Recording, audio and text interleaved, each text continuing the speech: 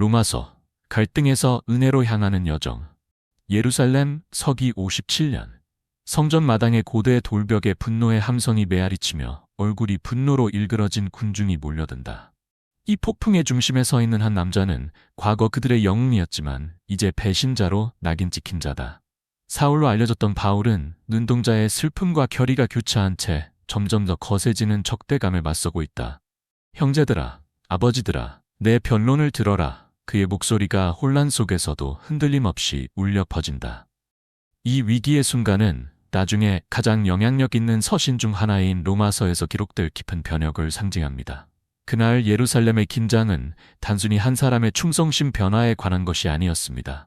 그것은 법과 은혜, 옛것과 새것, 두려움과 사랑 사이의 우주적 투쟁을 상징했습니다. 수년 후 고린도에서 바울이 양피지에 펜을 대며 이 기억들은 그의 복음에 대한 열정적인 설명의 원동력이 되었습니다. 그가 곧 쓸 편지는 단순히 신학적 논쟁이 아닙니다. 실제 갈등, 실제 고통, 실제 변혁에서 태어난 것입니다. 1세기 로마는 극명한 대비의 도시였습니다. 화려한 대리석 신전과 붐비는 빈민가가 나란히 서 있었습니다. 제국의 힘과 철학적 정교함은 도덕적 쇠퇴와 영적 공허함과 공존했습니다. 이 복잡한 세상 속에 새로운 운동이 뿌리를 내리기 시작했습니다. 예수 그리스도의 추종자들입니다. 로마 교회는 독특했습니다. 사도들에 의해 설립된 것이 아니라 신자들이 제국의 수도로 이주하며 자연스럽게 형성된 공동체였습니다. 이는 초기 기독교 세계의 축소판이었습니다. 모세의 율법 속에서 자란 유대인 신자들이 이교도에서 개종한 이방인들과 함께 예배를 드렸습니다. 이 다양성은 풍요로움과 긴장을 동시에 가져왔습니다. 그들이 직면한 도전은 엄청났습니다. 점점 더 적대적인 제국으로부터의 외부 압력, 신앙에 대한 서로 다른 문화적 접근 방식 사이의 내부 갈등, 정체성, 목적, 진리에 대한 질문들이 답을 요구했습니다. 유대 전통과 새로운 계시를 어떻게 조화시킬 수 있을까요? 이교도의 세계 중심에서 기독교인으로 사는 것은 무엇을 의미할까요? 바울의 로마서 편지는 이 중요한 시점에 도착합니다. 하지만 왜 이 편지인가요? 왜 로마인가요? 답은 신의 섭리와 전략적 사고에 있습니다. 로마는 단순히 또 다른 도시가 아니었습니다. 그것은 알려진 세계의 중심이었으며 문화, 아이디어, 사람들이 모여드는 곳이었습니다. 로마에 강력한 교회가 있다면 제국 전체에 영향을 미칠 수 있었습니다. 그보다 더 중요한 것은 바울이 로마에서 논의되고 있는 질문들이 기독교 신앙 자체의 근본적인 문제와 연결되어 있음을 직감했다는 점입니다. 그가 쓰려는 편지는 그들의 즉각적인 우려를 넘어 모든 신자가 직면하는 핵심 문제, 의로움, 믿음, 은혜, 변혁을 다룰 것입니다. 이 편지는 영적 통찰과 실용적 지혜의 걸작이 되어 2000년이 지난 지금도 삶을 변화시키고 있습니다. 보편적 위기, 인류의 깊은 투쟁폴은 인간의 조건을 진단하며 충격적인 주장을 제기합니다. 우리 모두에게 근본적으로 깨진 것이 있습니다. 이는 단순히 개인의 실패나 문화적 쇠퇴에 관한 것이 아닙니다. 시간, 문화, 지위의 모든 경계를 초월하는 보편적 위기입니다. 현대사회의 성공적인 경영자 사라를 생각해 보세요. 종이 위에서는 그녀는 모든 것을 갖추고 있습니다. 경력, 지위, 성취. 그러나 밤에 잠을 못 이루며 그녀는 설명할 수 없는 공허함을 느낍니다. 무엇인가 본질적인 것이 최루하다는 느낌입니다. 그녀의 이야기는 폴의 고대 관찰과 공명합니다. 모든 사람은 죄를 지었고 하나님의 영광에 미치지 못합니다. 이 부족함은 단순히 도덕적 결함만을 의미하지 않습니다.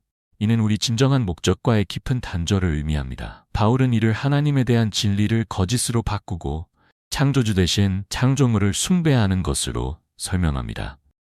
오늘날 우리는 성공, 즐거움, 권력 등 내면의 공허함을 채우기 위해 끝없이 추구하는 모습에서 이를 확인할 수 있습니다. 이 위기의 증거는 우리 주변에 가득합니다. 전례 없는 기술적 발전과 물질적 번영에도 불구하고 우울증, 불안, 자살률은 계속 증가하고 있습니다.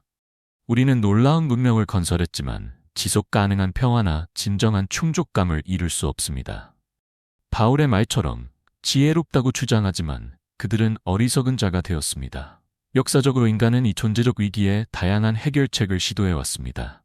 바울은 이러한 시도들을 체계적으로 분석하고 왜 실패했는지 밝힙니다. 종교적 형식주의.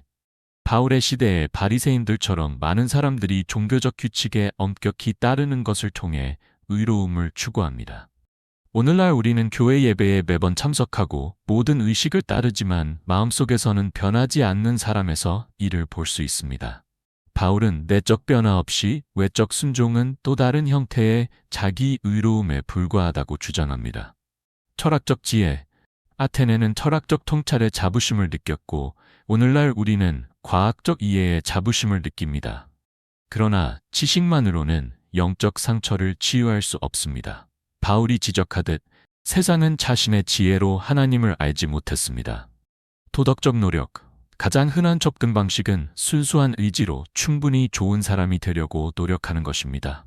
매끄러운 벽을 오르는 것처럼 우리는 최선을 다해도 계속 미끄러집니다. 바울 자신도 이 좌절을 증언합니다. 내가 원하는 것을 하지 않고 미워하는 것을 합니다. 이 모든 접근 방식은 공통된 결함을 공유합니다. 모두 신의 개입이 필요한 문제를 인간의 노력으로 해결하려 합니다. 이는 자신에게 수술을 시도하는 것과 같습니다.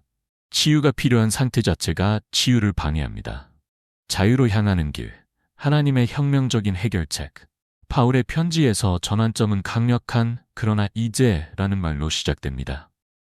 이는 모든 것을 바꾸는 신의 개입입니다.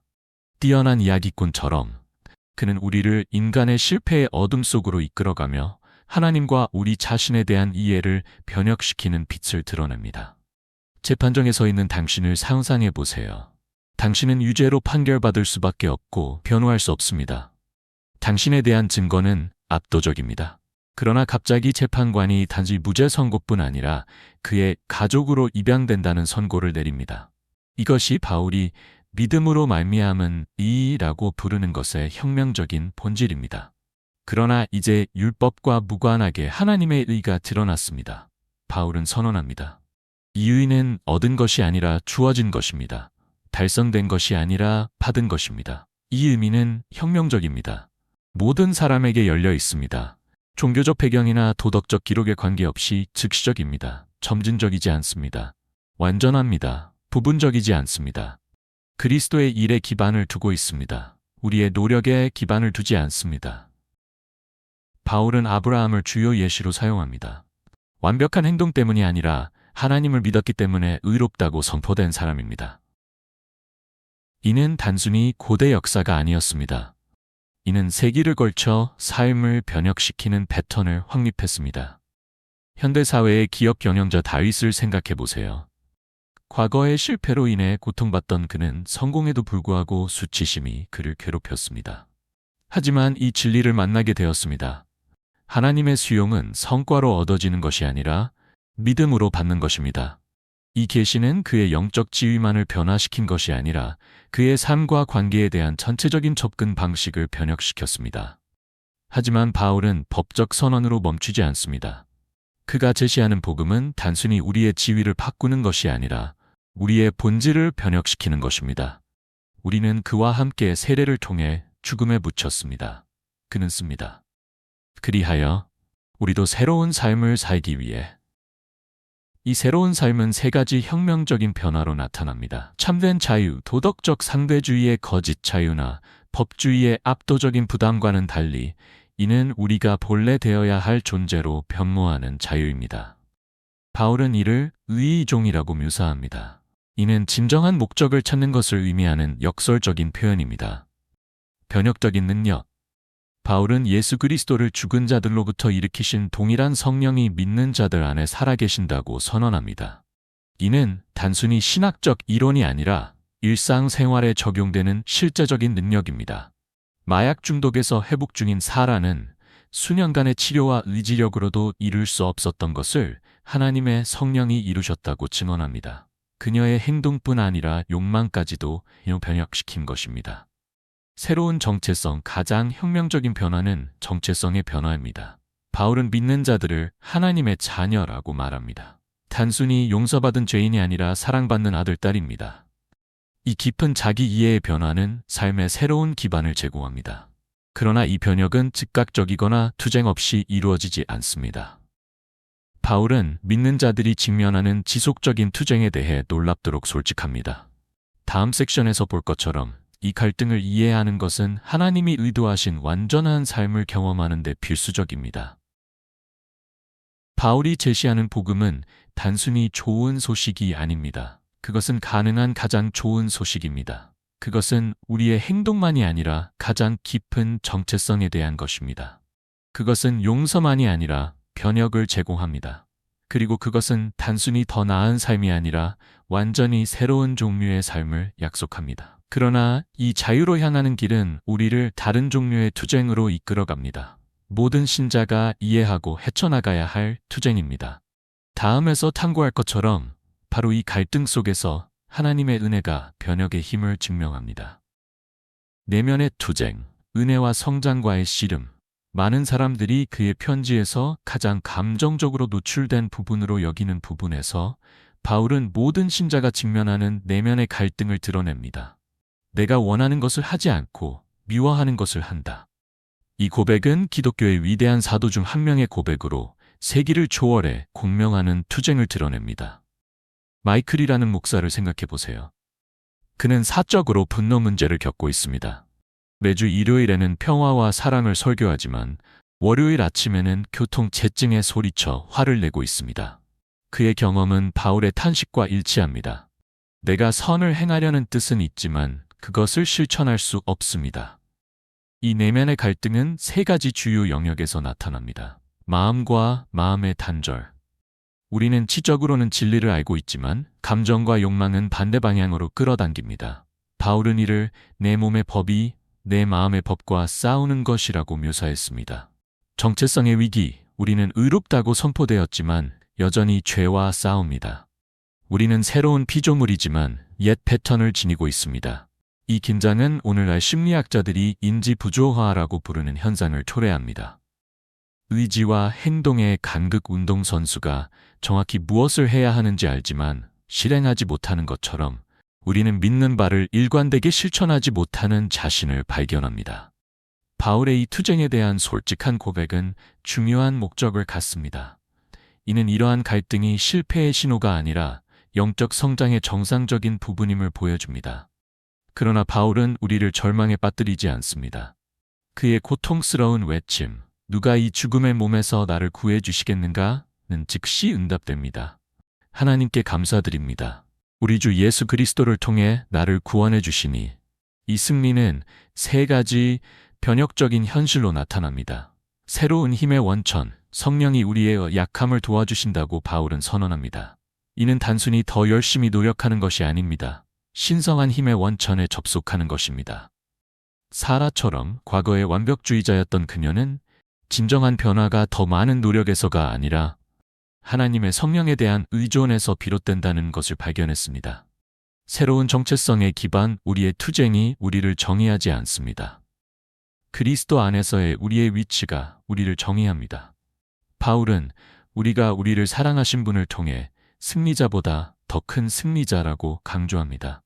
이 정체성의 변화는 우리가 전투에 접근하는 방식을 바꿉니다.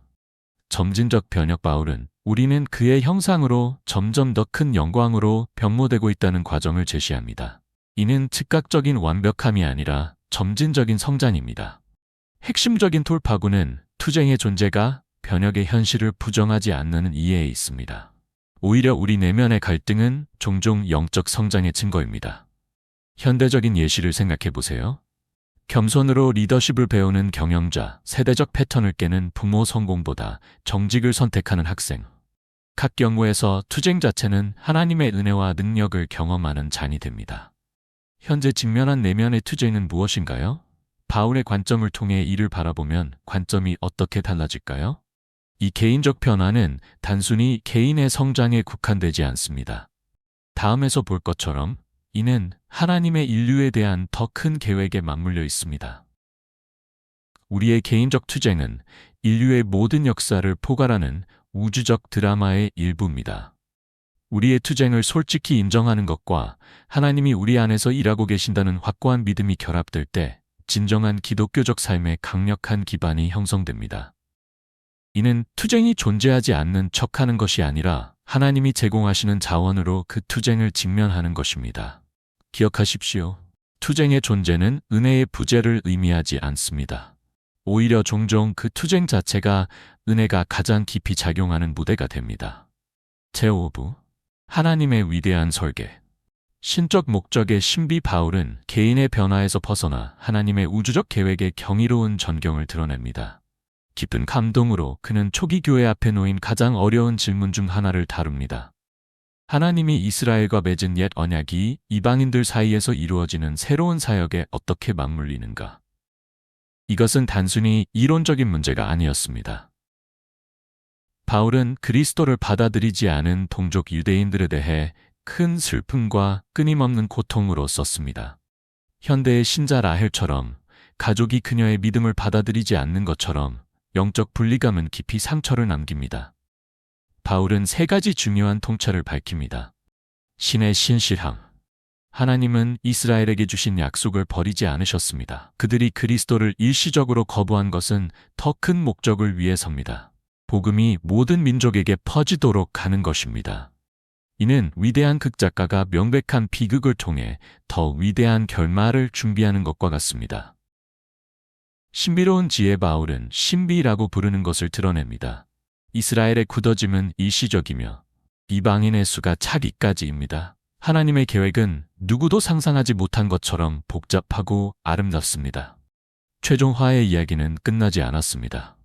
바울은 모든 이스라엘이 구원을 받을 것이라는 미래의 화해를 예견하며 역사상 가장 위대한 가족 재결합을 암시합니다. 이 우주적 드라마는 교회의 정체성과 사명에 깊은 의미를 지닙니다. 바울은 전통적인 경계를 초월하면서도 각 구성원의 독특한 역할을 존중하는 새로운 공동체를 묘사합니다. 새로운 공동체의 특징은 다음과 같습니다. 다양성 속에 일치 많은 부분으로 이루어진 몸처럼 교회는 다양한 배경, 은사, 관점을 결합합니다.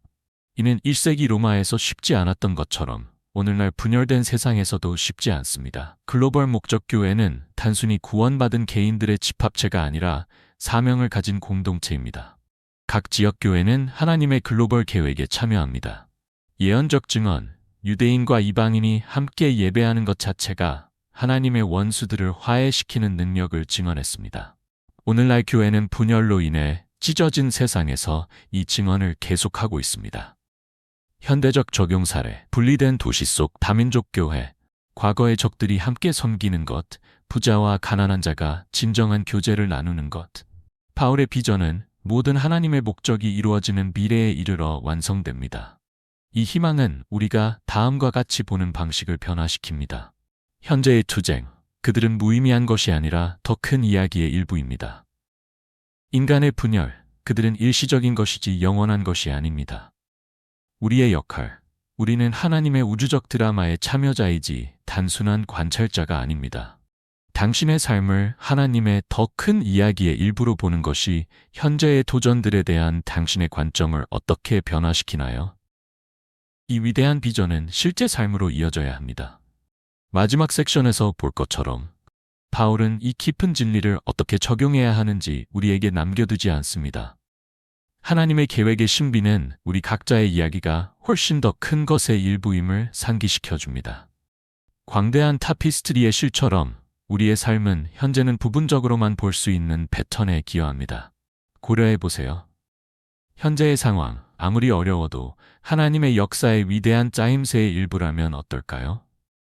오늘의 갈등이 내일의 화해의 무대를 마련하고 있다면 어떨까요? 이 관점은 우리의 투쟁을 축소시키지 않지만 새로운 의미를 부여합니다. 우리는 단순히 개인적인 문제를 해결하는 것이 아니라 신성한 목적의 실현에 참여하고 있는 것입니다. 마지막 섹션으로 넘어가며 이러한 우주적 진리가 우리의 일상적인 선택과 관계에 어떻게 영향을 미쳐야 하는지 탐구할 것입니다. 진리를 살아가기, 이론에서 변혁으로 바울이 그의 뛰어난 서신을 마무리하며 그는 신학적 고차원에서 실용적 지혜로 전환합니다. 마치 대가 건축가가 설계도에서 실제 건설로 넘어가는 것처럼 그는 이 깊은 진리들이 삶의 모든 측면을 어떻게 재형성해야 하는지 보여줍니다. 개인적 변혁, 너희 몸을 산 제물로 드리라. 바울은 촉구합니다. 이는 일시적인 종교적 활동이 아니라 삶의 완전한 변혁을 의미합니다. 이 원칙들을 적용하여 회사 문화를 혁신한 사업가 제임스를 생각해 보세요. 이익만이 아닌 봉사를 기반으로 한 결정 지배가 아닌 겸손을 통한 리더십 소득이 아닌 영향력을 통한 성공 가족 관계. 복음은 우리의 가장 가까운 관계를 변화시킵니다. 바울의 원칙은 다음을 다룹니다. 그리스도와 교회를 나타내는 결혼 은혜와 진리로 양육하기, 용서를 통한 세대의 상처 치유. 사회적 영향, 바울의 비전은 사회 전체로 확장됩니다. 정부 당국과의 협력, 지역사회 복지에 기여, 반대의 사랑으로 응답. 바울은 여전히 놀랍도록 관련성 있는 구체적인 도전 과제로 결론을 맺습니다. 즉시적인 단계, 현재의 패턴을 점검하라. 변화가 필요한 분야를 식별하라. 작고 구체적인 변화부터 시작하라. 지속적인 발전, 복음의 진리에 대한 정기적인 반성, 공동체 지원과 책임감 이해에 지속적인 성장, 미래 비전, 개인적 성장 목표, 가족 치유 목표, 공동체 영향력 계획. 희망의 하나님이 너희가 그분을 믿을 때 모든 기쁨과 평안으로 너희를 채우시기를 원하노라. 바울은 씁니다. 이 축복은 단순히 아름다운 결말이 아닙니다. 이는 앞길에 대한 하나님의 능력의 약속입니다. 고려해 보세요. 로마서에서 가장 도전적으로 느껴지는 진리는 무엇인가요? 복음의 변화가 필요한 관계는 무엇인가요? 이 진리를 실천한다면 당신의 공동체는 어떻게 달라질까요? 로마서는 단순히 고대의 지혜가 아닙니다. 이는 삶을 계속해서 변화시키는 살아있는 메시지입니다. 그 진리는 우리의 가장 깊은 필요를 충족시킵니다. 정체성 위기?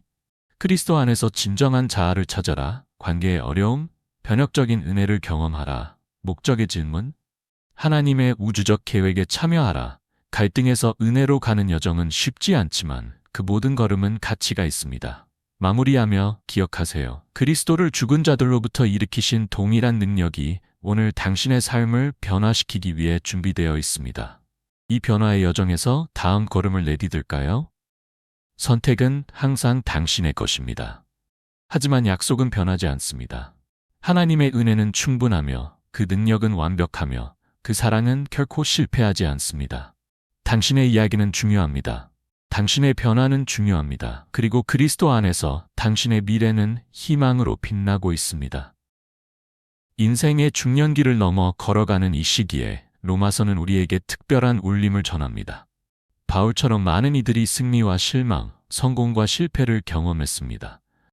우리는 경력을 쌓고 가정을 키웠으며 아마도 초기 목표 중 많은 것을 달성했을지 모르지만 때로는 여전히 더 큰 것이 있는지 궁금해하며 깨어납니다. 로마서가 드러내는 깊은 진리는 변화의 늦은 때는 결코 없다는 것입니다. 오래된 후회와 싸우고 있든, 복잡한 가족관계를 헤쳐나가고 있든, 삶의 목적을 의심하고 있든, 바울의 메시지는 위로와 도전을 동시에 제공합니다. 당신의 투쟁은 실패의 신호가 아닙니다. 그건 은혜가 가장 깊은 변화를 일으키는 기회입니다. 축적된 경험을 짐이 아닌 준비로 생각하십시오. 직면한 모든 실망, 저지른 모든 실수, 이룬 모든 승리는 은혜의 증언이 될 수 있습니다. 바울의 박해자였던 과거가 그의 강력한 증언이 되었듯이 당신의 이야기, 모든 복잡성 속에서도는 하나님의 큰 계획 속에서 독특한 가치를 지니고 있습니다. 로마서의 메시지는 다시 시작하는 것이 아닙니다. 이미 존재하는 삶을 새로운 눈으로 보는 것입니다. 관계는 새로운 이해를 통해 깊어질 수 있습니다. 일은 새로운 목적을 찾을 수 있습니다. 당신의 영향력은 상상하지 못했던 방식으로 미래 세대에까지 확장될 수 있습니다. 기억하세요. 당신은 단순히 생존하는 것이 아닙니다. 당신은 신성한 이야기에 참여하고 있습니다. 여러분의 지혜는 경험으로 쌓인 것이며 하나님의 은혜와 결합되어 자신 비욘드를 넘어 변혁의 파장을 일으킬 수 있습니다. 하나님의 경제에서 아무것도 버려지지 않습니다. 여러분의 고난도, 질문도, 그리고 특히 여러분의 세월도 아닙니다. 여러분의 이야기의 가장 아름다운 장들은 아직 앞날에 있을 수 있습니다. 더 많은 것을 성취해야 하기 때문이 아니라 은혜가 여전히 일하고 있기 때문입니다. 만지는 모든 것을 변혁시키고 있습니다.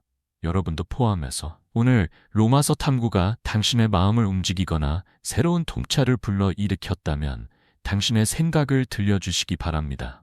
바울의 메시지 중 어떤 부분이 당신의 여정과 가장 깊이 공명하나요? 아래 댓글에 당신의 생각을 공유해 주세요. 당신의 관점이 누군가에게 필요한 메시지가 될 수 있습니다. 성경의 변혁적인 진리를 함께 탐구하려면 채널에 구독해 주세요. 매주 삶의 가장 깊은 질문과 도전들에 응답하는 성경 구절들을 깊이 탐구합니다. 이 메시지가 유익하셨다면 이 희망과 변화의 말을 필요로 하는 사람과 공유해 주시기를 바랍니다. 때로는 적절한 시기에 전달된 메시지가 한 사람의 삶을 바꿀 수 있습니다. 이 콘텐츠가 도움이 되었다면 좋아요를 눌러주시면 다른 사람들도 이 중요한 진리를 찾을 수 있습니다. 우리의 삶을 형성하는 영원한 지혜를 탐구하며 함께 배우고 성장해 나가요.